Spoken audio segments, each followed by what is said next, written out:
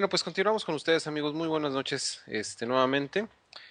Y seguimos con César Iglesias y bueno, el tema que continúa en la mesa el día de hoy es el del 11 de septiembre del 2001 en Estados Unidos, en Nueva York, lo de las Torres Gemelas.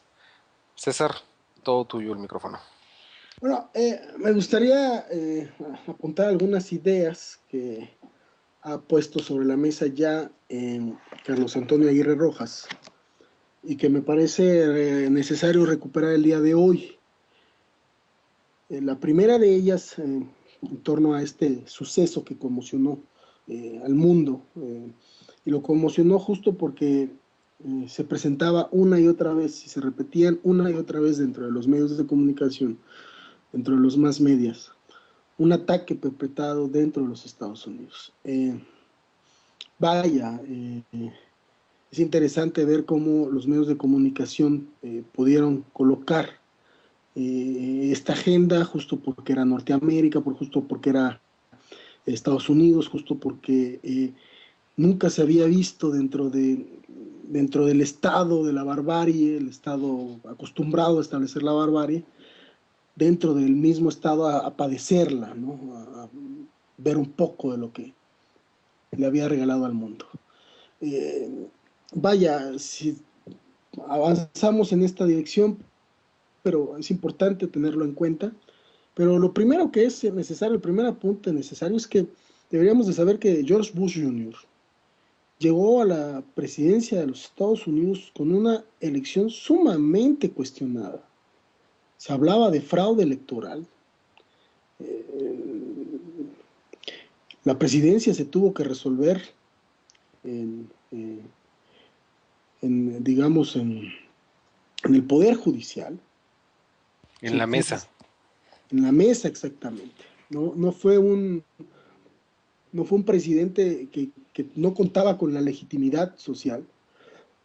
El primer presidente en 100 años, con casi 100 años, en poder encarecer de esto. Vaya, ni Nixon llegó al poder así.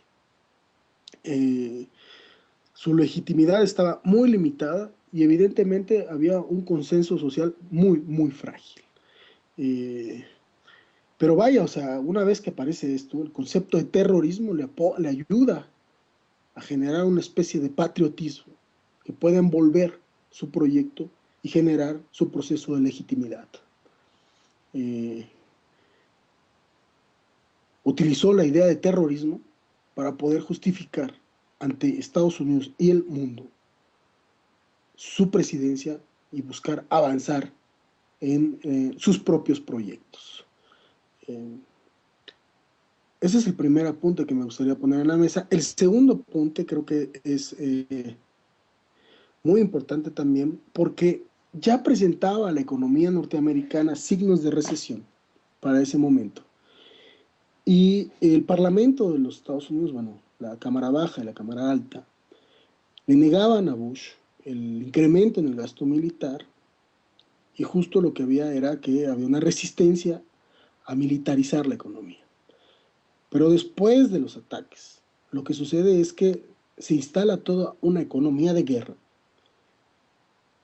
Y cuando hablo de una economía de guerra es que se canalizan recursos que deberían de ir para a educación, recursos que deberían de ir a salud, recursos que deberían ir a todos los desarrollos sociales, van canalizados a la guerra.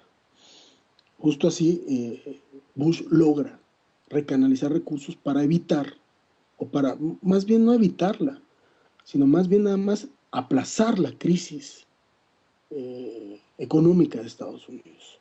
Es evidente que no pudieron aplazarla más que 7 años.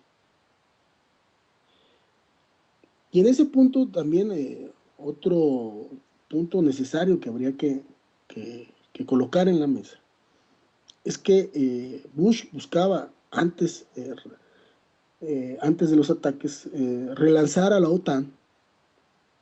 La OTAN había sido esencialmente, estaba ahí justificada, ese aparato militar que controla a un comandante de los Estados Unidos, a un general de los Estados Unidos, a diferentes generales de todas las Fuerzas Armadas de Europa.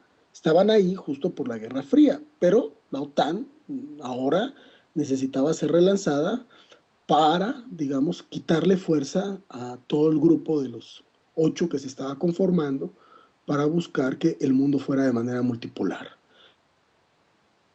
Pero Bush puede lograr el apoyo de sus pares europeos cuando no se lo querían dar, justo después de este ataque, de esta cruzada contra el terrorismo, para poder invadir Afganistán. Hay una promesa que Bush hace a los países europeos para buscar generar una especie de neocolonialismo hacia Medio Oriente, para refuncionalizar las ganancias en Europa, que también, evidentemente, avanzaban ya en un proceso de descomposición económica. Y bueno, otro de los puntos que va muy pegado a esto es aquello que tiene que ver con la influencia de Estados Unidos en Medio Oriente.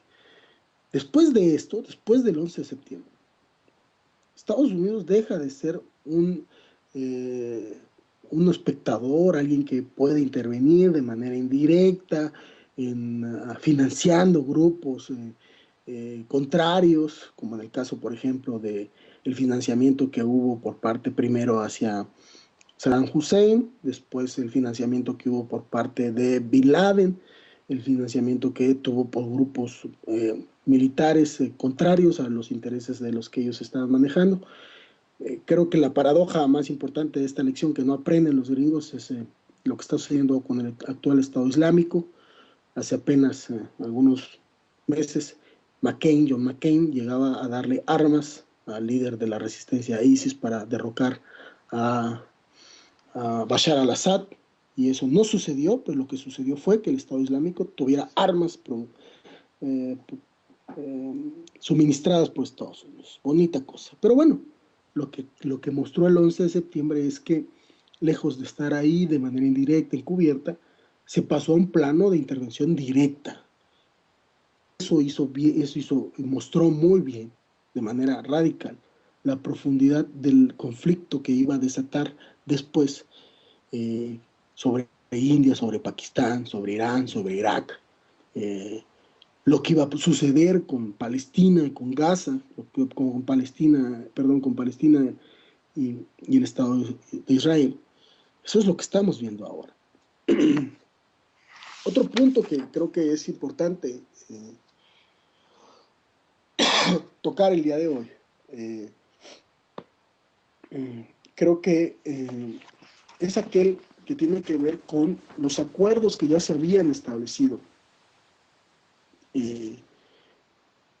Los acuerdos que ya se habían establecido entre China, Rusia e India, vean ustedes, para el abastecimiento de gas y petróleo. Primero con Irak y también con Afganistán. O sea, que Estados Unidos con este ataque logró romper el acuerdo que podía conectar a Asia-Pacífico con Asia Meridional y buscar llevar recursos energéticos a China, que las necesita justo ahora, pero no solo a China, sino también a India, y con ello un intercambio cada vez mayor productivo con Rusia. Avanzó en el terreno de desestabilizar al mundo de manera económica, justo en el momento en que entraban a su mayor crisis económica. Y bueno, creo que aquí en este sentido, pues es importante recordar al 11 de septiembre por estas cosas tan importantes que sucedieron, para que no se nos olvide que evidentemente hay una utilización de este hecho histórico para recanalizar, refuncionalizar un Estado autoritario mundial. Esto es lo que está generándose y lo que estamos padeciendo el día de hoy. Me parece lamentable que se haya matado a tantos seres humanos sobre la justificación de avanzar hacia un Estado totalitario cada vez peor. La barbarie se hizo presente en América, eso es inaceptable, pero también es inaceptable las consecuencias que se buscaron ejercer a partir de este hecho. No sé cómo ves, Carlos. Bueno, pues mira, el primer punto que tocas de lo de la resolución o ¿cómo decirle? La acreditación o de la elección de Bush, de que fue en la mesa, de que ganó en la mesa, pues sí. O sea, fue una forma de acreditarse y fue una jugada maestra, porque hicieron muchas cosas, como lo estás comentando, ¿no? Con eso ganaron tiempo, rompieron alianzas, tuvieron un pretexto perfecto para poder invadir territorios, para poder hacerse recursos naturales, para poder pelear en otros lugares en nombre de la paz y en contra del terrorismo. O sea, muchísimas cosas se hicieron. Ahorita que estabas comentando lo de que rompieron el acuerdo que estaba ya estableciendo Rusia y China con Afganistán. Bueno, ya no lo lograron con Afganistán y hasta ahorita no se ha hecho con la India, pero bueno, ya también no le salió del todo porque bueno, simplemente lo retrasaron un poco porque ya ves, ahorita ya está el acuerdo China-Rusia para el desabastecimiento de gas natural y de petróleo. Entonces, pues eso también no les ha de gustar mucho a los gringos, ¿no? Ha de ser un problema fuerte para ellos. Incluso ya también China y Estados Unidos, perdón, China y Rusia ya también están poniéndose de acuerdo para cuestiones militares y cosas por el estilo. Entonces, todo ese tipo de cosas, pues no lo deben de estar viendo nada bien. Sí, sí, claro, nada más que evidentemente lo que sucedió ahí es que se retrasó ese proceso, pero no solo se retrasó, sino que debilitó a las otras potencias. Claro, sí, Es que esto fue una paradoja, Carlos. O sea, un Estado que se estaba debilitando buscó de una u otra manera utilizar este fenómeno para debilitar a los otros estados. Y esto no generó fortalezas en ninguno, sino lo que generó fue mayores disyuntivas y una brecha cada vez mayor. Estamos yendo a un escenario de barbarie cada vez mayor. Y ese es el problema, que pareciera que hay alguien que está saliendo, o que hay alguien que está ganando en esta disyuntiva. No sucede de esa manera. La última vez que dos potencias hegemónicas se enfrentaron por la hegemonía mundial sucedió en la Segunda Guerra Mundial entre Alemania y Estados Unidos, justo cuando Inglaterra cedía el puesto. Y lo que tuvimos fue, pues justo eso, una guerra mundial.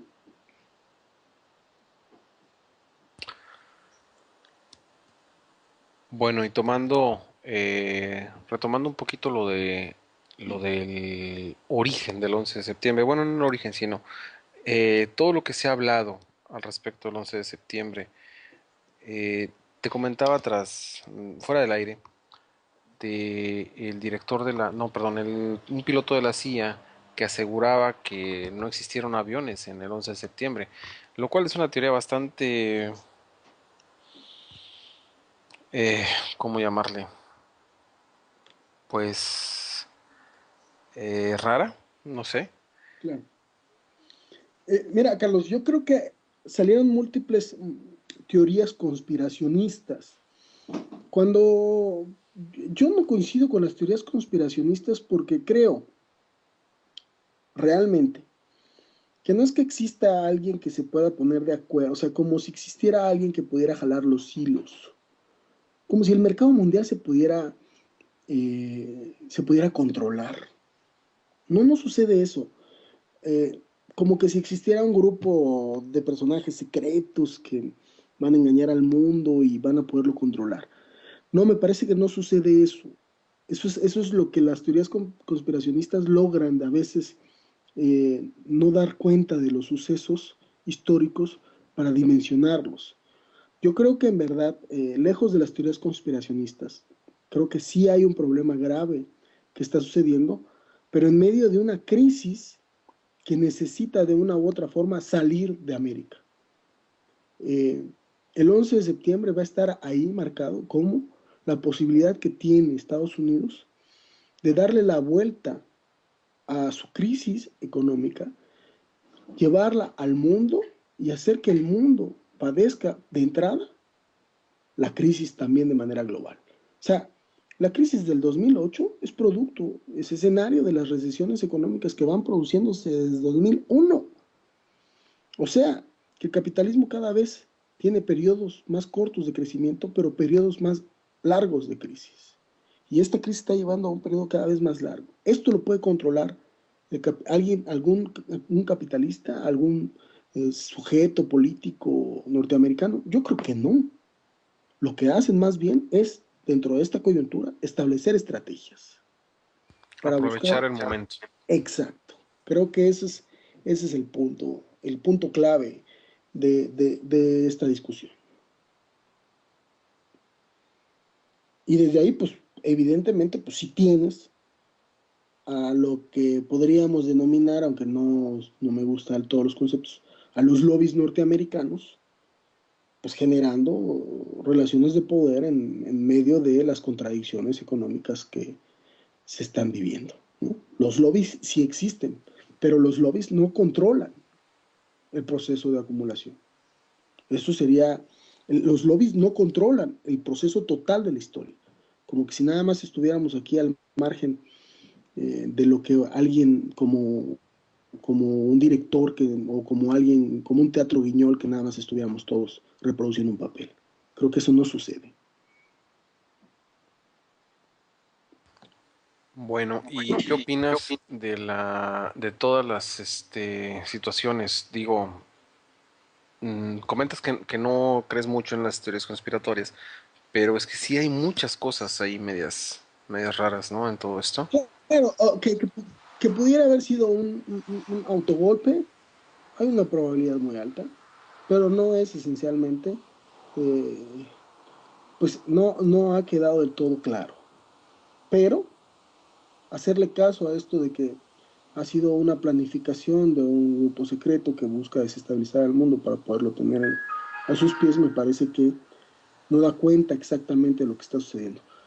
Más bien la mesa, lo que se pone en la mesa es lo que sucedió y lo que debería de analizarse.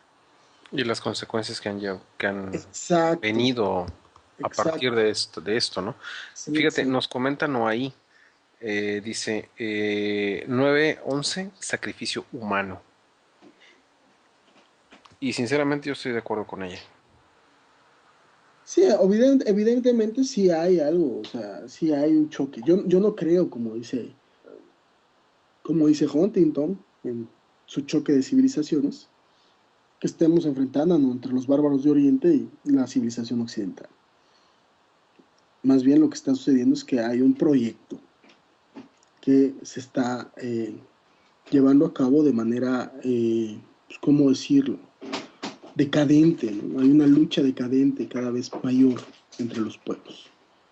No hay, evidentemente esto de ISIS, del Estado Islámico, es una cosa decadente ante otra decadencia, la barbarie occidental provocada por Estados Unidos. Son procesos que no te llevan a ningún lado para la construcción de un mundo social armónico. Hay una decadencia en ese sentido. Y sí hay sacrificios humanos, evidentemente. Justo contra eso habría que analizar de manera más profunda las cosas que podemos decir.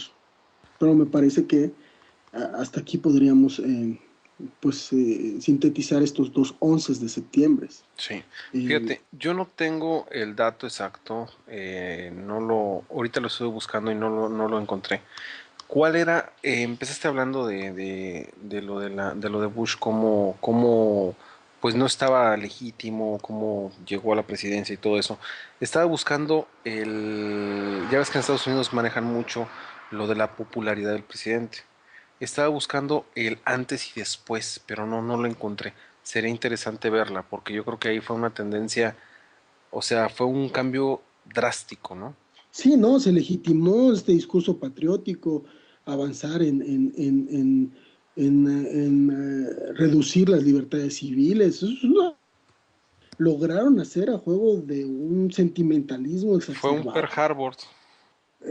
Peor aún, o sea, bueno, Pearl Harbor fue un pretexto podrido para entrar en la guerra, pero esto evidentemente sí le dolió a una población norteamericana. Pearl Harbor estuvo también ahí, bueno, era en una situación de origen, de orden militar. Eh, hay una situación de estados militares enfrentándose, pero lo que sucedió en el 11 de septiembre fue una situación de civiles que evidentemente le dolió al pueblo A la población, norteamericano. claro, al pueblo. Sí, o sea, Sí, eso sí, sí, sí. o sea, eso no habría que jugar con eso, habría que respetar eso. No, totalmente, totalmente, porque sí, murieron muchísimas personas. Murieron muchísimas personas y pues desafortunadamente no sabemos exactamente cómo fue todo eso. Hay muchas cosas ahí raras, pero bueno. Como dices, lo importante actualmente es ver todo lo que ha conllevado y todo lo que ha provocado y todo lo que ha venido detrás de esta tragedia, ¿no? Claro, sí, creo que eso sería la elección que deberíamos de tener el día de hoy. Pues muy bien, César. No sé si quisieras agregar algo más No, yo o creo que vamos a, aquí estamos bien, Carlos. bueno, pues te agradezco mucho Despedirnos, ¿no? ¿perdón? Despedirnos del público, Sí, pues sí, sí. muchas gracias. Te agradezco mucho la participación del día de hoy. Muy interesantes los puntos de vista de los dos 11 de septiembre. Y pues pronto estaremos nuevamente con ustedes, amigos. César, muchas gracias. Bueno, muchas gracias a todos, cuídense. Gracias, amigos. Descansen. Nos vemos pronto. El primer apunte que me gustaría poner en la mesa. El segundo apunte creo que es muy importante también porque ya presentaba la economía norteamericana signos de recesión para ese momento. Y el Parlamento de los Estados Unidos, bueno, la Cámara Baja y la Cámara Alta, le negaban a Bush el incremento en el gasto militar y justo lo que había era que había una resistencia a militarizar la economía. Pero después de los ataques, lo que sucede es que se instala toda una economía de guerra. Y cuando hablo de una economía de guerra es que se canalizan recursos que deberían de ir para a educación, recursos que deberían de ir a salud, recursos que deberían, casi 100 años, poder encarecer de esto. Vaya, ni Nixon llegó al poder así. Eh, Su legitimidad estaba muy limitada y evidentemente había un consenso social muy, muy frágil.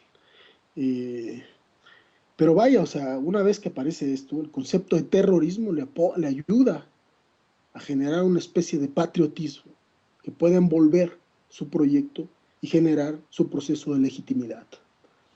Eh, Utilizó la idea de terrorismo para poder justificar ante Estados Unidos y el mundo su presidencia y buscar avanzar en sus propios proyectos. Eh, ese es, vaya, si avanzamos en esta dirección, pero es importante tenerlo en cuenta. Pero lo primero que es necesario, el primer apunte necesario es que deberíamos de saber que George Bush Jr. llegó a la presidencia de los Estados Unidos con una elección sumamente cuestionada. Se hablaba de fraude electoral. La presidencia se tuvo que resolver en, digamos, en el Poder Judicial, En la mesa.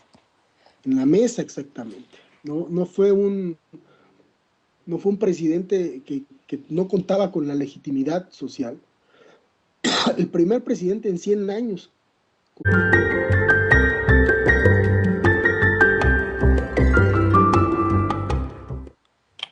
Bueno, pues continuamos con ustedes, amigos. Muy buenas noches, nuevamente.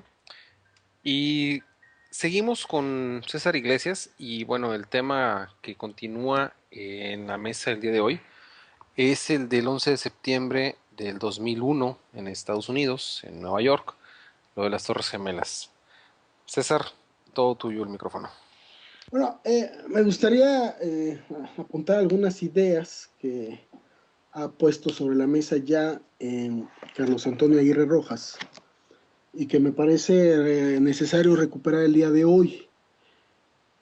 La primera de ellas, en torno a este suceso que conmocionó al mundo, y lo conmocionó justo porque se presentaba una y otra vez y se repetían una y otra vez dentro de los medios de comunicación, dentro de los más medias, un ataque perpetrado dentro de los Estados Unidos.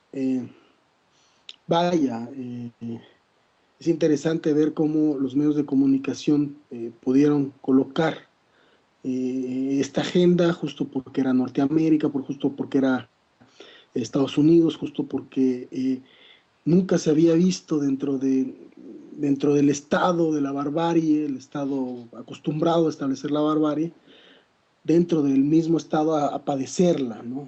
A ver un poco de lo que le había regalado al mundo.